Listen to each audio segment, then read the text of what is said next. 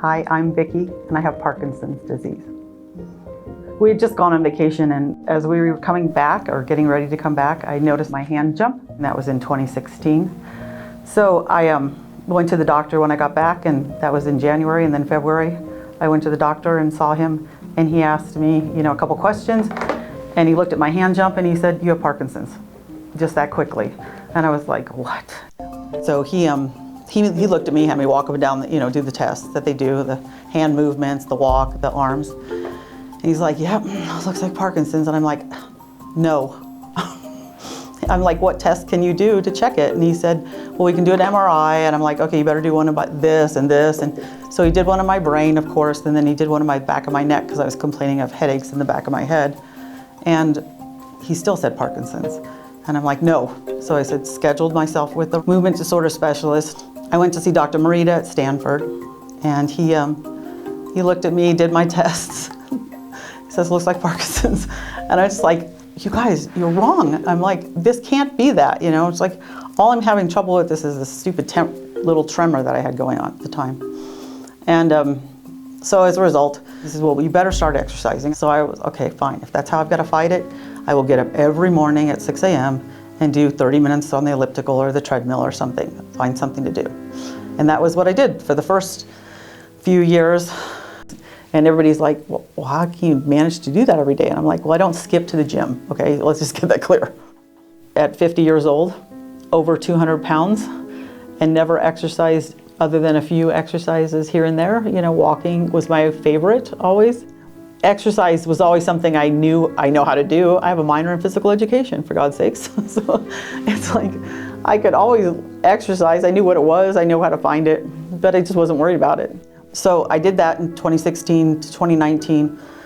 I finally discovered Rock City Boxing, or had the courage to go, because I think it took me a little while to accept the courage to go. So in 2019, I started Rock City Boxing, and we were doing it from home on Zoom. So we ended up doing it every day.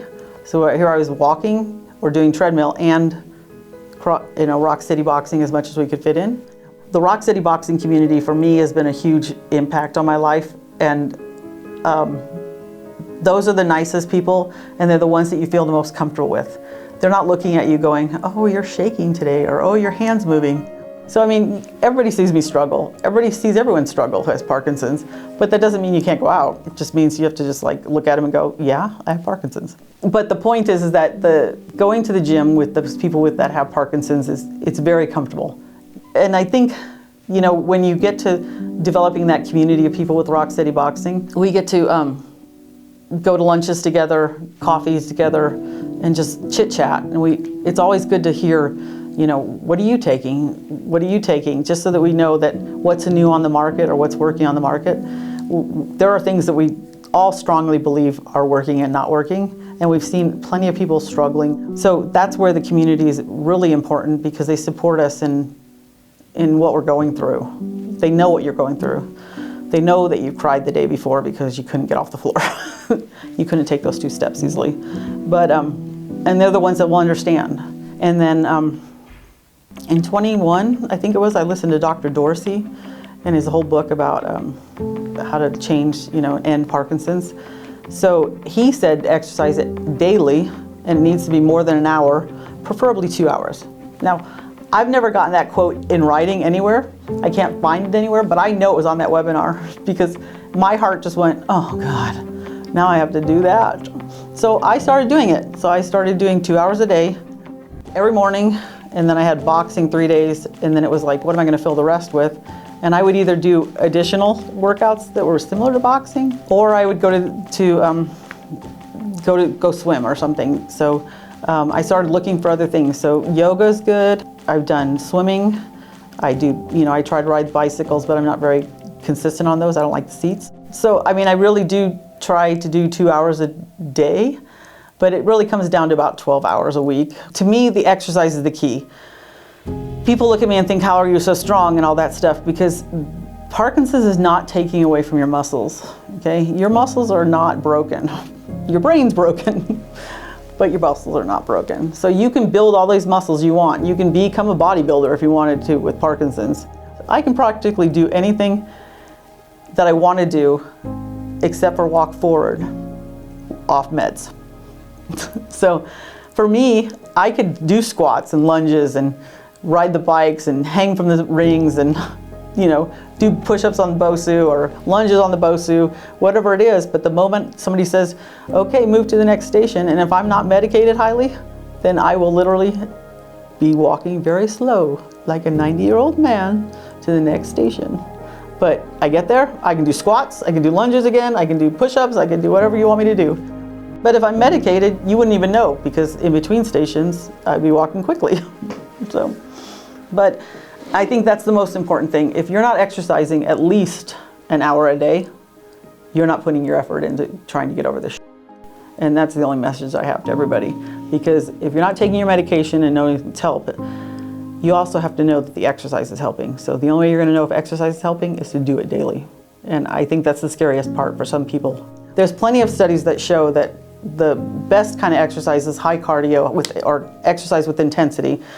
And you have to put in that intensity or you're not going to get the response you want from your body, and you're not going to get the slowing of Parkinson's.